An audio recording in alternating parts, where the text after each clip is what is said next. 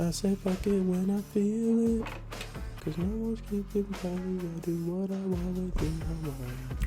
I ain't trying to conceal it while you talking all that shit. I know getting mine.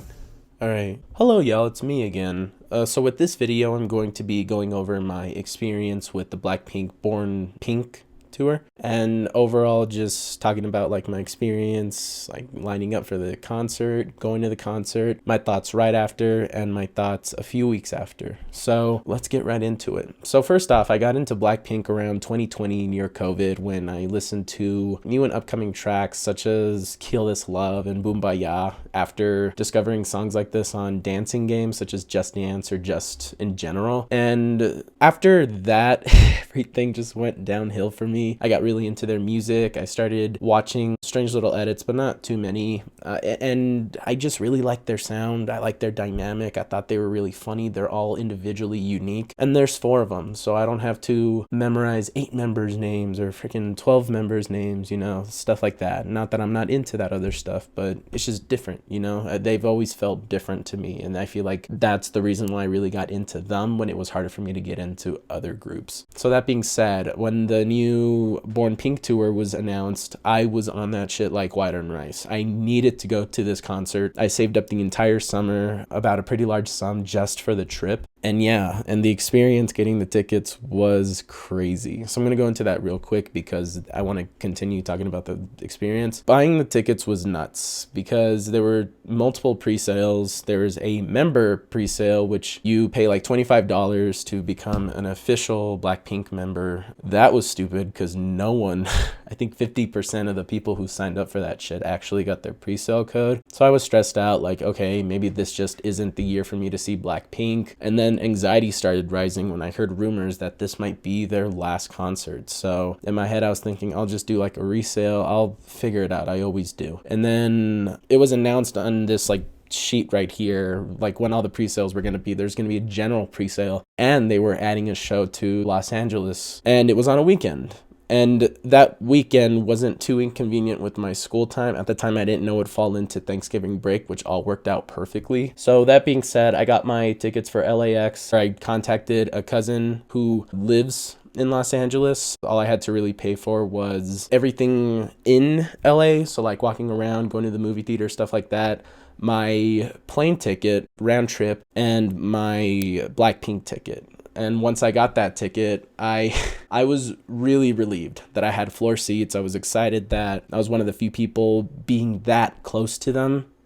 At least so I thought. So I show up to the venue 2 hours early. I buy the merch. I buy the t-shirt. I buy the stupid light stick. And once I did that, that's when the excitement really started kicking in. Because obviously I was excited for this concert. But anytime I go to a concert, the adrenaline comes right when I'm at the venue or right when they're about to perform. Never the day of for some reason. And I think that's good because I was able to conserve a lot of energy for being at that concert. And so I wait in line. I get my floor pass wristband, which I thought was so cool. It's sitting right there in a ticket jar in front of me. And I was just hyped. At this point, the excitement was at a peak. I couldn't wait to see them. I had what I thought were really good seats. What could possibly go wrong? They start showing the music videos. Everything is going well. They eventually come out. And I noticed that for floor seats, they're actually pretty far and a little hard to see. Why is that? Well, whatever, you know, it's their floor seats. They're probably a better view than most people can see. If anything, I could just look on the screen and look back at them and get some good footage just, you know, for like a vlog or something. So the first 3 songs go by and it's going well. It's going really well. I can barely see them, but who cares because you're hearing them perform live. They're saying hi. It's exciting. Then some 7-foot fucking dude walks right in front of me. And this is the point where I'm like, oh God, please don't let this happen to me. And it did. And it's even in my LA vlog video. If you see everything from then on, the footage is going to be either from the right or me trying to move my arm over his fucking head so that I can get some kind of a good shot. And as I was at the concert, I noticed that I wanted to be in the moment and just vibe more than go out of my way to try to film stuff, which is why some of the songs are just small increments or like the most important part rather than the whole song. Because 1, I didn't want to record the whole concert. That's ridiculous. And 2, After spending half the concert trying to overachieve in the footage, I realized it's not going to live up to the potential, and I'm probably not going to see it for a while, at least not too often as I wanted to. And I started getting tired. I literally at that point got tired. You could see in the video where they're singing or they're getting ready to perform another song, and I'm just kind of like, yeah, this is all right, which really sucks. So they keep going, and then it's the end of their concert and the lights don't turn on. So everyone's like, oh, what the hell? Also, this was my first Korean pop concert, so I didn't know anything going into this. I didn't know that they had encores that they demanded. That's just something that we get sometimes with other artists. I didn't know that there was no opener. They just came out and sang, which was crazy. So the crowd was pretty dead. I was dead. I'm going to be honest, I'm the crowd. And as this was happening, we were all like, oh, okay, what's going on? People tried to make chant stuffs like BLACKPINK or, you know, stuff like that. And each attempt was more pathetic than the last. And so eventually they come out, they start singing. I think even Jenny at some point, you can see it in my video, says like, oh, I'm not getting enough energy. And I'm like, I'm sorry, girl, I really am not feeling this. But regarding their set list and what they decided to play and what they decided not to play, I'd say it was overall satisfactory. There were a few songs where I was like, oh, they're playing this song from their new album. And yeah, they didn't play like Ready for Love or anything, which is a song I really don't like that much. It's the most generic Blackpink song I think ever. But I don't know. One of my favorite songs is Ice Cream, and I understand why they didn't perform it, but come on, dude, that would have made my fucking day. That would have made the whole trip worth it, just listening to them perform Ice Cream. But no, but it's all right. They performed all the other great songs, Kill This Love, Shut Down, not Boombaya, actually. And yeah, and so the concert ended. It was a shit show trying to get back. Like, seriously, thank you so much to my cousin if you're watching this for picking me up. That was such a crazy task. And yeah, and so I got home and I realized that as much as I enjoyed the concert at the time, because my mind has kind of changed on this now, but at the time I was in a way a bit disappointed, because while I was at the concert, taking everything in and filming it, allowing myself to vibe, but also being really tired, all my financial decisions and overspending regarding this group that I deeply admire, it all came to me in that moment. And I was sort of like, okay, was this all worth it?